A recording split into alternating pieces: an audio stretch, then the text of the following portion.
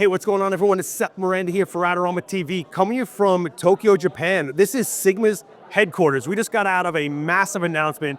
You can see the amount of people that have been flown in for this one. It's a pretty big deal. Not only is Sigma going through a brand refresh, a totally new look, but they've actually put out two new lenses. It's Sigma, right? We all know Sigma's a legacy lens brand, but they also put out a camera. Yeah, you might know about the Sigma FP, but we're gonna talk about the BF in a second. Let's start with the lenses. We've got the 16-300 DC. This is a 3.5 to 6.7 lens for crop sensor. But what I think is the more important thing is how many lens mounts they've got for this one. Not just L mount, not just E mount, Fujifilm X mount, and Canon RF. So if you're in any of those systems with that mount and crop sensor, you've now got a 16-300mm option, f3.5 to 6.7. Very, very cool stuff. Really compact, really lightweight. And honestly, we're shooting around here at the touch and try. Nice bokeh. I know you guys love that, right? Bokeh. It looked really good. I'm going to say it was really nice. But there was a bigger lens announcement here, literally bigger. We're talking about a 300 to 600 f4. This is like a zooming prime. We're seeing that coming out around a lot now in this era in our industry, right? But this one, they went really all out on. There's a custom control ring, which in the presentation I thought was really a ring. It's more of a rocker back and forth. You can set it to whatever you want. There's a lot of switches on there. You know, your usual focus limiter, the two types of stabilization for stable or for panning. But there's also drop-in rear filters. This is amazing. So if you didn't want to have to spend money on giant filters or that big front element, you have the drop-in capability for ND and all these other things, which is really great to see. I was just trying it out here, really fast focusing, has a really impressive motor system in there that's quiet, seemingly accurate from what I'm looking at, and fast. But for the size of this lens being a complete f4 from beginning to end, 300 to 600, it's pretty well contained size-wise if you think about it, and the price is looking pretty good for what kind of performance you're gonna get out of this lens and what you would use it for, from wildlife to sports, anything with that long range. But imagine zooming in and out, not having to worry about your exposure fluctuating or even your depth of field or anything like that, because it's always a constant f4 if you want it. And f4 is pretty wide when you're talking about these longer zooms to light gather light, which means your shutter speed can go higher if you want, right? Because you're putting in a lot more light, and your ISO can go lower than normal for cleaner shots. It all comes together, right? Those of you that look at this lens are probably someone that was looking at like a 180 to 600, a 200 to 600. Now you've got a 300 to 600 f4 option. Pretty cool. But this one, the next one, is kind of the bigger announcement, because Sigma's put out a new camera, the BF. They're calling this their everyday system. This is the camera that will let you just not have to think too much about what you're doing with what's in your hands, because it is super streamlined. This is a full frame 24 megapixel camera with a L mount on it. So it's interchangeable lens, but it also has very minimal buttons on it, basically no dials, has a battery chamber, a USB port, and that's about it.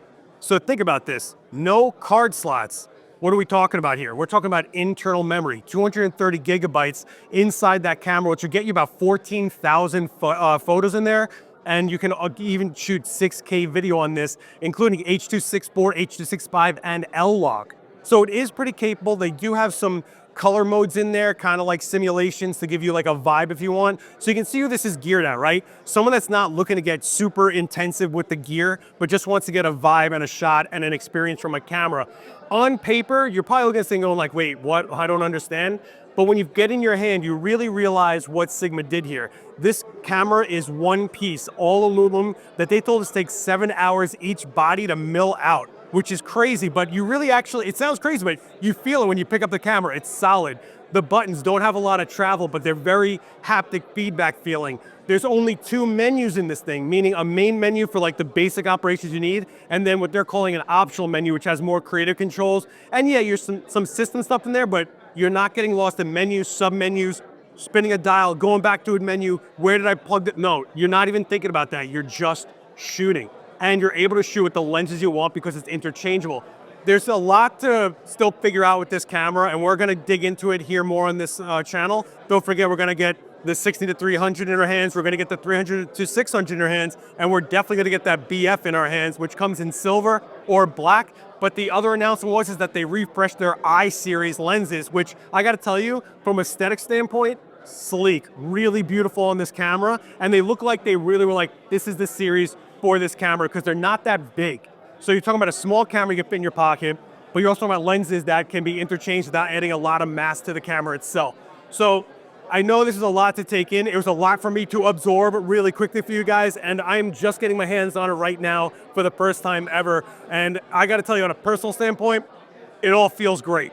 The camera, I think we're gonna have to deal with that from more of an experiential standpoint and really get that in our hands and shoot, see how we feel as like more of a, while it's on me in the moment, am I getting what I want? Am I enjoying the feel of shooting with this camera? And as of right now, just picking it up, yeah, it's pretty fun, and I really like the nice minimal feel. If you're a Leica shooter that's used to like the minimal buttons and no real screens going up, that's kind of what's going on here too. So that works out. If you're an L mount, it could be a side camera for you to transfer those lenses over.